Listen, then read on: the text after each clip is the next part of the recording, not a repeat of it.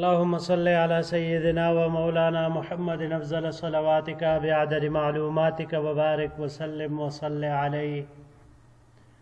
بسم اللہ الرحمن الرحیم. عزیز طلباء کرام، امید ہے انشاءاللہ العزیز آپ سب خیر و عافیت کے ساتھ ہوں گے. جامع السنن الترمذی جلد ثانی کے ابواب صفت الجنہ کہ ایک اور باب ما جاء فی صفت ثمار الجنت کے ساتھ اللہ جل شانہ کے فضل و کرم سے آپ حضرات کے خدمت میں حاضر ہونے کا موقع ملا. بحمد اللہ تعالی آج ہمارا سبق نمبر 230 ہے، تو بڑھتے ہیں اپنے سبق کی طرف.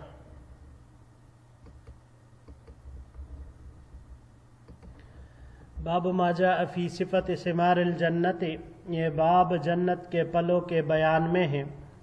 وبه قال حدثنا ابو قریب قال حدثنا یونس بن بکیر عن محمد بن اسحاق عن یحیی بن عباد بن عبد اللہ بن الزبیر عن ابیہ عن اسماء بنت ابی بکر رضی اللہ تعالی عنہما قالت، ہمیں روایت کی ابو قریب نے، انہوں نے روایت کی یونس ابن بکیر سے، انہوں نے محمد ابن اسحاق سے، انہوں نے یحییٰ ابن عباد ابن عبداللہ ابن الزبیر سے، یہ اپنے والد عباد ابن عبداللہ ابن زبیر سے نقل کرتے ہیں، اور وہ حضرت اسماء بنت ابی بکر رضی اللہ تعالی عنہا سے نقل کرتے ہیں. قالت، حضرت اسماء رضی اللہ تعالی عنہا فرماتی ہے، سمعت رسول اللہ صلی اللہ علیہ وسلم وذکر سدرۃ المنتہی، میں نے حضور نبی کریم صلی اللہ علیہ وسلم کو سدرۃ المنتہی کا ذکر کرتے ہوئے سنا. قال، کہ آپ علیہ السلام نے ارشاد فرمایا، یسیر الراکب فی ظل الفنن منہا 100 سنۃ او یستظل بظلہا 100 راکب شک یحییٰ فیہا فراش الذہب کأن ثمرہا القلال. سدرۃ المنتہی ایسا درخت ہے کہ اگر کوئی تیز رفتار سوار اس کی شاخوں کے سائے میں 100 سال تک چلے، یا یہ راوی کا شک ہے، یحییٰ کا شک ہے کہ یا اس کے سائے سے 100 سوار بیک وقت سایہ لے سکیں گے. اس پر سونے کے پروانے ہیں، گویا کہ اس کے پل بڑے ہونے کی وجہ سے مٹکوں کے برابر ہے. ھذا حدیث حسن صحیح غریب، یہ حدیث حسن صحیح غریب ہے. جی عزیز طلباء کرام، سدرۃ المنتہی یہ جنت کا وہ درخت ہے جو ایک انتہائی کنارے پر واقع ہے، اور اس سے آگے کسی بھی فرشتے کو جانے کی اجازت نہیں ہے. حضرت جبرائیل امین علیہ السلام بھی اس سے آگے نہیں جا سکتے. صرف یہ شرف حضور نبی کریم صلی اللہ علیہ وسلم کو حاصل ہوا ہے کہ شب معراج میں وہ اس سے آگے تشریف لے گئے ہیں. جبکہ ایک دوسری روایت میں یہ سدرۃ المنتہی کا درخت یہ 6 آسمان پر ہے، لیکن مشہور روایت یہی ہے کہ یہ 7ویں آسمان پر ہے. اور اگر دونوں روایتوں میں تطبیق کرنا چاہے تو تطبیق اس کی پھر یوں ہوگی کہ اس درخت کی جڑ تو 6 آسمان پر ہے، لیکن اس کی شاخیں 7ویں آسمان پر ہوگی. اب اس روایت میں آیا فیہا فراش الذہب، اس درخت پر سونے کے پروانے ہوں گے، تو اس سے کیا مراد ہے؟ تو اس میں 2 باتیں ہیں. پہلا یہ کہ اس درخت پر جو نورانی فرشتے کثیر تعداد میں ہیں، ان کے پر اس طرح چمکتے ہیں کہ جیسے اس شاخوں پر سونے کے پروانے اڑ رہے ہیں.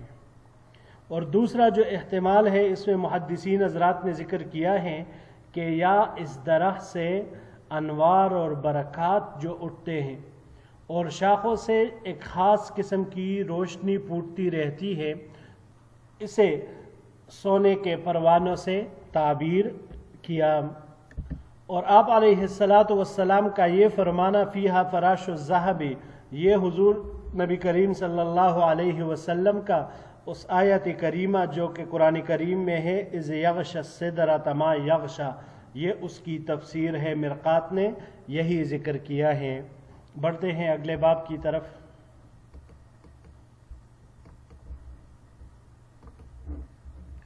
बाबु मा जाअ फ़ी सिफ़ति तैरिल जन्नति, ये बाब जन्नत के परिंदों के बयान में है।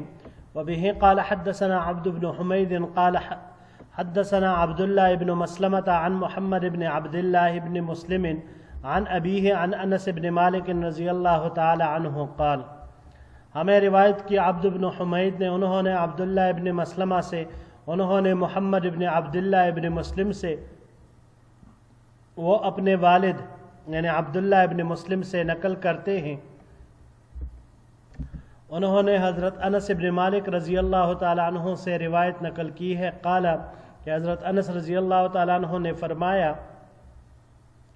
सुइला रसूलुल्लाह सल्लल्लाहु अलैहि वसल्लम मल कौसर, हुज़ूर नबी करीम सल्लल्लाहु अलैहि वसल्लम से पूछा गया कि कौसर क्या चीज़ है। क़ाल ज़ाका नहरुन आतानीहिल्लाहु यानी फिल जन्नत अशद्दु बयाज़म मिनल लबनी व अहला मिनल असली फ़ीहि तैरुन आनाक़ुहा कअनाक़िल जुरुज़ि। हुज़ूर नबी करीम सल्लल्लाहु अलैहि वसल्लम ने इरशाद फरमाया, ये एक नहर है जो अल्लाह जल्ल शानुहु ने मुझे अता किया है।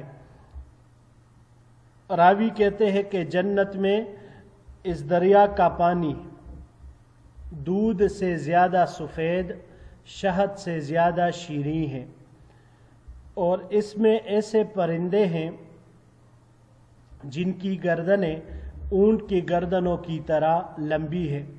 क़ाल उमर इन्न हादिही लनाइमतुन फ़क़ाल रसूलुल्लाह सल्लल्लाहु अलैहि वसल्लम अकलतुहा अनअमु मिन्हा। हज़रत उमर रज़ी अल्लाह तआला अन्हु ने ये सुनकर अर्ज़ किया कि वो परिंदे तो बहुत मोटे होंगे। तो आप अलैहिस्सलातु वस्सलाम ने इरशाद फरमाया कि इन परिंदों को खाने वाले यानी जन्नती लोग इन परिंदों से भी ज़्यादा तवाना और खुशहाल होंगे। हाज़ा हदीसुन हसन, ये हदीस हसन है।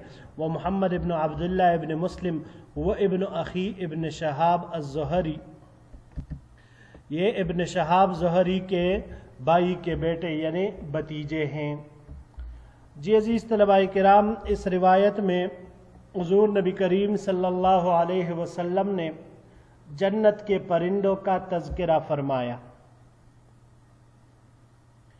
हज़रत अनस रज़ी अल्लाह तआला अन्हु फरमाते हैं कि एक दिन हुज़ूर नबी करीम सल्लल्लाहु अलैहि वसल्लम हमारे दरमियान तशरीफ़ फरमाते मस्जिद नबवी में कि अचानक आप अलैहिस्सलातु वस्सलाम पर एक किस्म की नींद या बेहोशी सी कैफियत तारी हुई, और फिर तबस्सुम फरमाते हुए आप अलैहिस्सलातु वस्सलाम ने सर मुबारक उठाया। हमने अर्ज़ किया, या रसूलल्लाह, आप इस वक्त क्यों मुस्कुराए, क्या सबब है आपके मुस्कुराने का? तो हुज़ूर नबी करीम सल्लल्लाहु अलैहि वसल्लम ने इरशाद फरमाया कि मुझ पर इस वक्त एक सूरत नाजिल हुई, और फिर आप अलैहिस्सलातु वस्सलाम ने बिस्मिल्लाह पढ़ते हुए सूरह कौसर की तिलावत फरमाई, और फिर इरशाद फरमाया कि तुम्हें पता है कि हौज़ कौसर क्या चीज़ है? तो हमने अर्ज़ किया कि अल्लाह और उसका रसूल ही बेहतर जानते हैं। तो आप अलैहिस्सलातु वस्सलाम ने फिर इरशाद फरमाया कि ये जन्नत का एक दरिया है जिसका मुझे मेरे रब ने वादा फरमाया है और जिसमें खैर कसीर है, और क़यामत के दिन मेरी उम्मत पानी पीने के लिए वहाँ पर आएगी। इसके बारे में मुख्तलिफ रिवायात हम माक़बल में पढ़ चुके हैं कि हौज़ कौसर के बर्तन आसमान के सितारों की तादाद में होंगे, और उस वक़्त बाज़ लोगों को फ़रिश्ते हौज़ कौसर से हटाएंगे तो मैं कहूँगा कि ए मेरे परवरदिगार, ये तो मेरी उम्मत के लोग हैं। तो अल्लाह जल्ल शानुहु फरमाएंगे, आप नहीं जानते इन लोगों ने आपके बाद दीन में क्या क्या नई बातें ईजाद कर ली थी। अब यहाँ पर इस रिवायत में طیر اعناقها کاعناق الجزر۔ اس سے اس طرف اشارہ کرنا مقصود ہے کہ وہ فرندے جو حوض کوثر میں ہوں گے وہ بالکل مومنین کو، جنتیوں کو نہر اور ذبح کرنے کے لیے تیار ملیں گے، تاکہ حوض کوثر سے سیراب ہونے والے پانی پینے کے بعد وہ اس کا گوشت بھی تناول کر سکیں۔ اب اونٹوں کے ساتھ جب تشبیہ دیے تو ظاہر سی بات ہے اونٹوں میں نہر کیا جاتا ہے، اور ذبح کرنا بھی کوئی چاہے تو بھی کر سکتے ہیں۔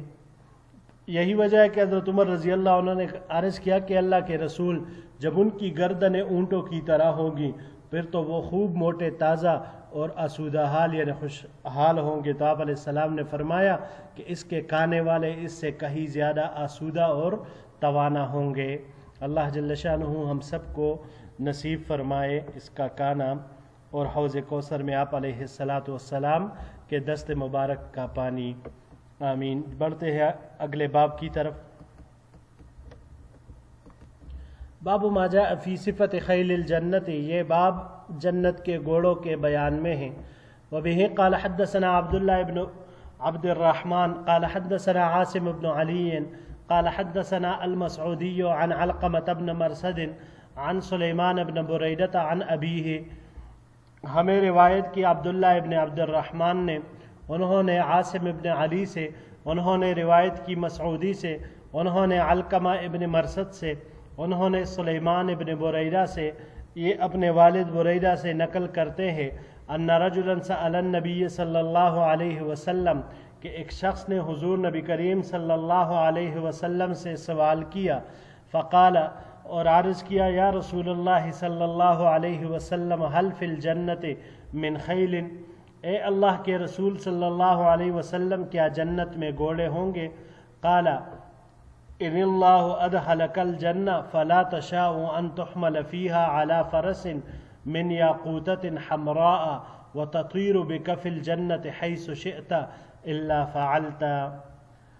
حضور نبی کریم صلی اللہ علیہ وسلم نے جواب دیا کہ اگر اللہ نے تمہیں جنت میں داخل کیا تو تم جب چاہو گے ایسے گھوڑے پر سوار کیے جاؤ گے جو سرخ یاقوت کا ہوگا، اور وہ تمہیں جنت میں لے کر جائے گا جہاں تم چاہو گے، اڑتا پھرے گا۔ قال، راوی کہتے ہیں وسألہ رجل، ایک اور شخص نے سوال کیا، فقال، اور عرض کیا، یا رسول اللہ حل فی الجنت من الابل، اے اللہ کے رسول صلی اللہ علیہ وسلم کیا جنت میں اونٹ ہیں؟ قال فلم یقل له ما قال لصاحبه فقال ان يدخلك الله الجنة يقول لك فيها ما اشتهت نفسك ولذت عینك۔ تو حضور نبی کریم صلی اللہ علیہ وسلم نے اسے پہلے صاحب کی طرح جواب نہیں دیا، بلکہ ارشاد فرمایا کہ اگر اللہ نے تمہیں جنت میں داخل کیا تو تمہارے لیے جنت میں ہر وہ چیز ہوگی جسے تمہارا نفس چاہے گا اور جس سے تمہاری آنکھیں لطف اندوز ہوگی۔ وبه قال حدثنا سويد قال حدثنا عبد الله بن المبارك عن سفيان عن علقمة بن مرثد عن عبد الرحمن بن ثابت عن النبي صلى الله عليه وسلم نحوه بمعناه وهذا اصح من حدیث المسعودی۔ اور اسی طرح روایت کی سوید نے، انہوں نے عبداللہ ابن مبارک سے، انہوں نے سفیان سے، انہوں نے علقمہ ابن مرثد سے، انہوں نے عبد الرحمن ابن ثابت رضی اللہ عنہ سے، انہوں نے حضور نبی کریم صلی اللہ علیہ وسلم سے اسی طرح اسی کے ہم معنی روایت کی ہے، اور یہ روایت زیادہ صحیح ہے مسعودی کی روایت سے۔ آخری سلائیڈ کی طرف بڑھتے ہیں جی۔ وبه قال حدثنا محمد بن اسماعیل بن سمرة الأحمسي قال حدثنا ابو معاویة عن واصل بن الصائب عن ابی ثورة عن ابی ایوب قال، ہمیں روایت کی محمد بن اسماعیل ابن سمرہ احمسی نے، انہوں نے ابو معاویہ سے، انہوں نے واصل ابن الصائب سے، انہوں نے ابی ثورہ سے، انہوں نے حضرت ابو ایوب رضی اللہ تعالی عنہ سے، قال اتى النبي صلی اللہ علیہ وسلم اعرابی فقال،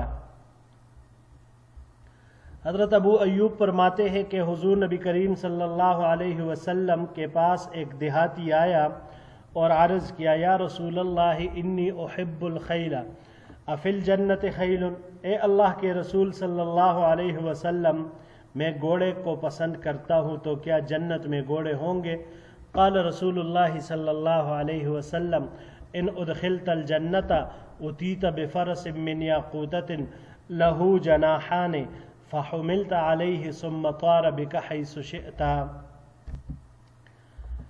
اگر اللہ نے تجھے جنت میں داخل کیا، یعنی اگر تمہیں جنت میں داخل کیا گیا تو تمہیں یاقوت کا ایک ایسا گھوڑا دیا جائے گا جس کے 2 پر ہوں گے، تمہیں اس پر سوار کیا جائے گا اور پھر وہ تمہیں لے کر اڑے گا جہاں تم چاہو گے۔ ھذا حدیث لیس اسنادہ بالقوی، یہ حدیث اس کی سند اتنی قوی نہیں ہے۔ ولا نعرفہ من حدیث ابی ایوب الا من ھذا الوجہ، اور اس روایت کو ہم حضرت ابو ایوب کے طریق سے نہیں جانتے مگر صرف اسی سند سے۔ وہ ابو ثورہ، اس روایت میں جو یہاں پر ابو ثورہ کے راوی کا ذکر آیا وہ ابن اخی ابو ایوب، یہ ابو ایوب کے بھتیجے ہیں۔ یضعف فی الحدیث، حدیث میں ان کی تضعیف کی گئی ہے۔ ضعفہ یحییٰ ابن معین جدا، اور یحییٰ ابن معین نے ان کی بہت تضعیف کی ہے۔ وسمعت محمد بن اسماعیل یقول، اور میں نے امام بخاری رحمہ اللہ کو فرماتے ہوئے سنا، ابو ثورہ ھذا منکر الحدیث یروی مناکیر عن ابی ایوب لا یتابع علیہا، اور ابو ثورہ یہ منکر الحدیث ہے جو کہ ابو ایوب سے منکر روایات نقل کرتے ہیں جن کی کوئی متابعت نہیں ہے۔ جی عزیز طلباء کرام، جنت میں گھوڑے اور اونٹ، اب روایات میں تو ہے، قرآن کریم میں بھی ہیں، وَلَكُمْ فِيهَا مَا تَشْتَهِي أَنفُسُكُمْ، تو اب وہاں پر گھوڑے اور اونٹ ہوں گے یا نہیں ہوں گے؟ تو حضور نبی کریم صلی اللہ علیہ وسلم نے ان صحابہ کرام کے سوالوں کے جواب میں فرمایا کہ وہاں پر تم جو چاہو گے تمہیں دیا جائے گا۔ گھوڑے کی خواہش ہے تو سرخ یاقوت کا گھوڑا تمہیں دیا جائے گا جس کے 2 پر ہوں گے، اور جنت میں جہاں تم جانا چاہو گے وہاں تمہیں لے کر اڑتی پھرے گی۔ اب حضور نبی کریم صلی اللہ علیہ وسلم نے جو بیان فرمایا کہ تمہیں جنت میں گھوڑے اور اونٹ ملیں گے، تو اس کے محدثین نے 2 مطلب بیان کیے ہیں کہ دیکھیں، اگر جنت میں داخل ہو گئے ایک مرتبہ تو پھر جو کچھ جیسے تم چاہو گے تمہاری خواہش کو پورا کیا جائے گا۔ اگر دنیا کے گھوڑے اور اونٹ استعمال کرنے کا من کرے تو اللہ جل شانہ اس کا بھی انتظام کر دیں گے۔ جنت ہے، وہاں پر تو ہر چیز پلک جھپکتے ہی حاضر ہوگی۔ اور دوسرا مطلب اس کا یہ بیان کیا ہے محدثین نے کہ جنت میں ایسی سواریاں ہوں گی کہ جو انسان کو دنیاوی جانوروں سے بے نیاز کر دے گی، نہ پھر ان کو دنیا کے گھوڑے یاد آئیں گے، نہ دنیا کے اونٹ یاد آئیں گے، اور کوئی بھی ایسی چیزیں پھر ان کے خیال و خاطر میں بھی نہیں آئے گی۔ جی عزیز طلباء کرام، یہی تک ہمارا آج کا سبق تھا۔ انشاءاللہ العزیز زندگی رہی تو اگلے درس میں ایک نئے باب کے ساتھ پھر آپ کی خدمت میں حاضر ہوں گے۔ السلام علیکم ورحمۃ اللہ وبرکاتہ۔